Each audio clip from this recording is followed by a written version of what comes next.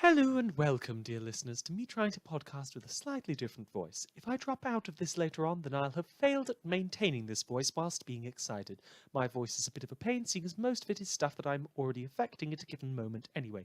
If I read German words, ich spreche eine bisschen mehr Deutsche, wegen ich musste, so dass ich konnte meine Pronunciation richtig gegen.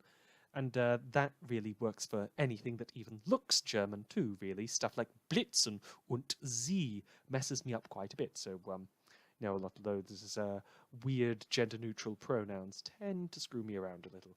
Anyway, this is Pointless Witticisms, and today I'll be talking about a science fiction film set entirely in a tower block apartment complex in Los Angeles, and filmed entirely in a tower block apartment complex in Los Angeles. Skyline is by the brothers Strauser, who have had their work talked about previously on this show with Aliens vs. Predator Requiem. From a cursory Wikipedia check, the brothers Strauser have worked on special effects for everything from X-Files to Titanic, alongside music videos for songs such as Californication by the Red Hot Chili Peppers and Crawling by Linkin Park. They've not done too well for themselves as far as films go, I'm afraid, seeing as critics hated Aliens vs. Predator Requiem and they weren't too keen on Skyline either. Rest assured that this is a dumb and forgettable film that has been compared to Battlefield Los Angeles and to Futurama. Battlefield Los Angeles because aliens are attacking Los Angeles with silly CGI effects, and Futurama because there are big evil aliens attacking Earth and they are brains. Honestly, I don't think this film does too much bad. The main cast are annoying to the same degree as the normal characters you expect in films like Cloverfield and any other silly films about America being attacked by aliens. But really, the human conflicts in this film are passable compared to the rather more nicely designed CGI monsters in this film and the comic book ending. You see, the film ends and then it turns into a much better film for the credits, as a comic book style sequence sees one of the main characters fighting aliens and saving his wife. The designs of the aliens look even cooler rendered in comic book panel style, and while I don't think there'd have been much of a market for seeing an entire motion comic in a theatre, I think that Skyline could have done that and just made the whole film out of comic book panels with special effects layered atop it and been a little bit more novel. Maybe I'm being unreasonable here, but I'd have adored something like that and the sort of silliness of it. And I did actually enjoy something that sort of approaches that comic book style, that motion graphic novel, and that was trying to recollect the name of it now. A Scanner Darkly. That one, novel one. Give it a look. I might recommend it here at some point. Now, certainly the people behind Skyline thought along similar lines, because apparently the sequel continues from the plot of the end credits comic book sequence of this film and where it left off, with a human brain piloting one of the aliens' big scary robots through sheer force of will and resisting the evil blue ghost glowy stuff of the aliens, with and then goes on to big smashy alien fight other aliens to save humanity from the aliens sort of stuff. Low-budget science fiction is always a bit of a hit and miss, really.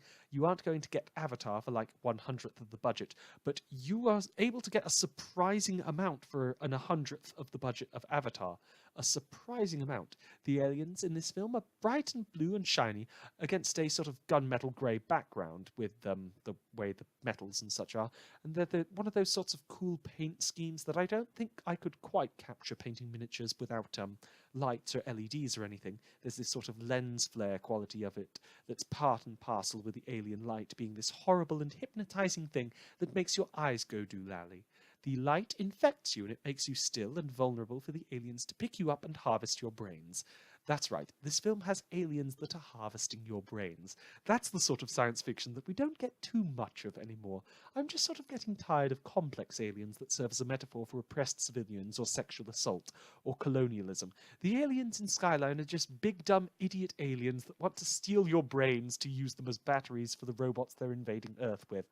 Why are they invading Earth? To get more brains to invade Earth with? Because they're invading Earth. Films like Battleship, which are like legitimately about big dumb action and fighting aliens, they try to talk about aliens coming to Earth to steal our drinkable water and our resources and make it about colonialism and the evils of invasions. But here we are in a dub film where the aliens are here to try and take our brains, and people are having to hide behind the couch because if they look at the aliens when the light is shining, then they're done for. And that's just refreshingly simple and refreshingly silly. The aliens don't look gritty or realistic. They look bright and shiny and sleek, and they have 100 tentacles made of robot wires and brains. Big, blue, glowy brains that shine through the robot suits. Why should you watch Skyline? Because it's Saturday morning fun.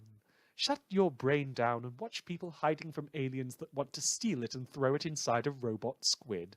This is a low-budget film that accomplishes the level of dumb, watchable action film that much more expensive films like Battlefield Los Angeles did by spending the kind of money you couldn't even get from winning 10 lottos.